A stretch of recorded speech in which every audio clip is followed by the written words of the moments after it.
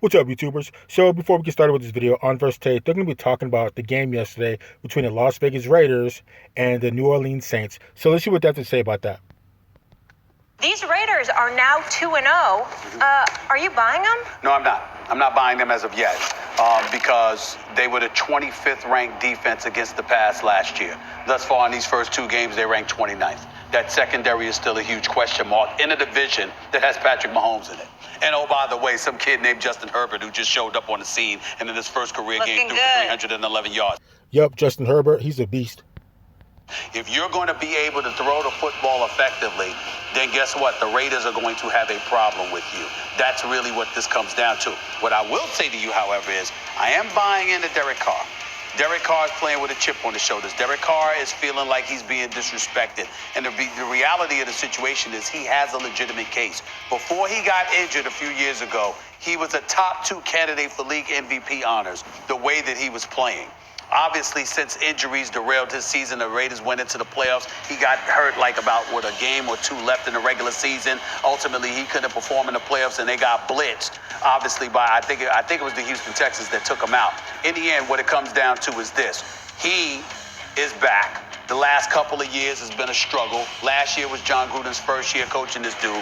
He's 2-0 thus far. He's completed 73.5% of his passes. He's got 4 touchdowns. He doesn't have a single interception. That's coming off 21 touchdowns, and just 8 interceptions last year. I'm just looking at Derek Carr, and I'm saying he deserves the benefit of the doubt. He deserves us looking at him and saying, excuse me, the brother can play. Yep. Let's see what he's got. I wouldn't go as far as the hyperbole that John Gruden engaged in. He's great. No, he has great potential. He could be great. We shall see. And with Jacobs running the football and with Waller, this brother Waller is special. One of the special titans. He ain't Travis Kelce or George Kittle yet, but he might be come the end of this season. He's that special. Offensively, I look at them. I believe in them. But defensively, with that secondary, Max, is a huge question mark for me. So I'm kind of on board with the Raiders. I'm really just taking them for what they are right now, a 2-0 team that's firing on all cylinders. So I don't know how good they are within the next 3 games. So if they could win at least 1 or 2 out of the next 3 games, I say they're going to be a great team. Because what are the next 3 games? So we have the Patriots, the Bills, and the Chiefs. So all 3 of those teams are playoff teams last year, and one team is defending Super Bowl champions. So if they can beat 1 or 2 out of those teams, those guys are going to be pretty good. They're going to be pretty good. And Derek Carr is definitely playing with the chip on his shoulder, and he's balling out at this point in time.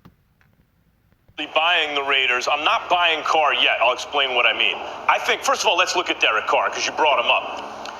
He was an excellent young quarterback to start his career, basically. And then he stalled, and then he looked bad for a while, and now he looks like he's ascending again. Well, why is that?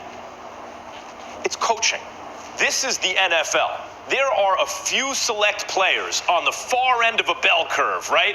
That the really excellent ones, Aaron Donald or Patrick Mahomes. No matter where they go, they're going to be great. They're going to be great. If Tom Brady would have went to any team, he'd have been a great quarterback. That's intrinsic in him. The greatest of all time, he had Belichick, right? Even Patrick Mahomes, who'd be great wherever he is, as good as he is now, he has Andy Reid. Coaching makes a difference, and that's for the elite players. In the middle, even if you're on the high end of the middle, if you plotted everyone on a bell curve, meaning a few are really good, a few are terrible, most people fall somewhere in the middle, whether toward better or toward worse. Even players toward the better side of that, call Derek Carr one of those guys, are so dependent upon coaching. So what I see from Carr is the opposite of what I see from Carson Wentz. Both had a lot of success early. Carson Wentz still won't really follow the coach's game plan, it seems to me. Is trying to force things to happen. Whereas Derek Carr started dinking and dunking more. Hit his tight end a whole bunch of times. Didn't make mistakes. He played smart football. I understand why Gruden's so happy with him. But that's the reason I'm not buying Carr yet. I got to see him do it longer. We've seen this from him before. Look really good. And then periods where he didn't. Let me see. The Raiders, though, Stephen A., I attribute Carr's success right now to Gruden and the coaching staff. To me, it's an indication of that. So I'm buying the Raiders. I'm buying the Raiders to be a competitive football team throughout the course of this season. Are they better than the Kansas City Chiefs? Nobody's better than the Kansas City Chiefs, not with the money on the line. I'm not buying them to win the division, but I believe the Raiders will be competitive throughout this year. And when we get late in the season, they'll still be looking at the playoff hunt. They'll still be in the hunt whether or not they make it. I'm buying them. This was not them a couple years ago. I'm buying their trajectory right now. Well, they got better talent. So I wouldn't say it's all coaching for Derek Carr, because Carr was winning before Gruden got there. So you can't necessarily put it all on coaching. But let's take a quick look at Carr's numbers last night. So Carr went 28 for 38 for 282 yards, 3 touchdowns, 0 interceptions, and his QBR was 77.1. And his number one receiver was Mr. Darren Waller, with the big beast tight end, 6'6", 260. He caught the rock 12 times for 103 yards and 1 touchdown. That guy's going to be an all-star. Watch. I talked about him, I think, in a video where I talked about Rob Gronkowski. You guys should go check that out. But anyways, though, so Derek Carr and the Raiders, they're firing on all cylinders. If they can win 1 or 2 of their next 3 games, they're definitely going to be a great team.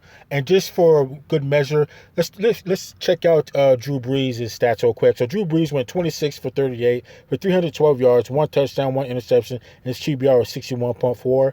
Brees, I'm not ready to say Brees is falling off the cliff or anything like that, but he's definitely got some things he needs to get it work out. He didn't have Michael Thomas, which is huge, so I think this is just a bad game for him, and the Raiders just took care of business. So let's continue.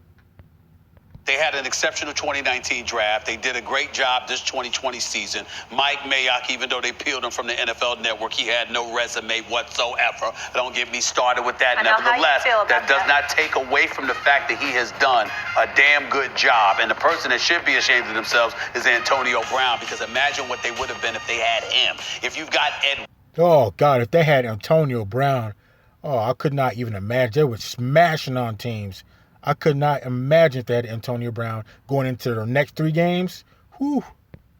And you've got Waller, and you've got Ruggs, and you had Antonio Brown. Could you imagine what we would potentially be saying about the Oakland Raiders? Antonio Brown, need to think about that. Might have been a bit too quick in being a malcontent. That might have been a really good situation for him. But nevertheless, you got a running game in Jacobs. He's a workhorse. We understand that. He's not some guy, breakaway kind of guy, but he's a workhorse, and you can rely on him. I love the fact that you got Abrams on the defensive side of the ball. He's a rough rider. I love him. Got scared me yet last night when he ran into that mobile thing right there. He was laying motionless, scared the living hell out of me. I'm glad to see that he's all right. But in the end, it does come down to their secondary. And the reason why it's their secondary is because, think about this. If you're talking about Baltimore, you're talking about an improved Lamar Jackson and his ability to throw the football, not just run. And by the way, if you want to neutralize him, you got to spy on him, keep a spy or 2 on him, because he's so electrifying athletically. As a result, it's going to compromise your secondary.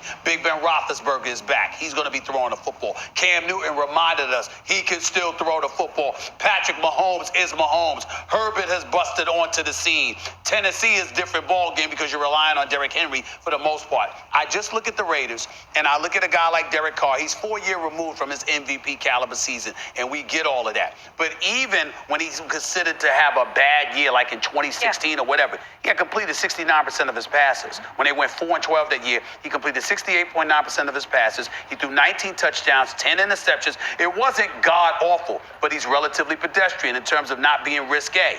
When you've got a guy like Waller to rely upon, you've got somebody in those short intermediate routes to do some things. It's a safety valve, and that helps him. But look, if you're going to say where do they place in the AFC, I'm not buying them as a top 3 or 4 AFC team. Well, I'm just talking about the playoffs, Max. That's what I'm talking about. Well, let's just look at their division, though, right? It's interesting now. KC is in a class by themselves. The Chargers have a defense, and Justin Herbert looked like a real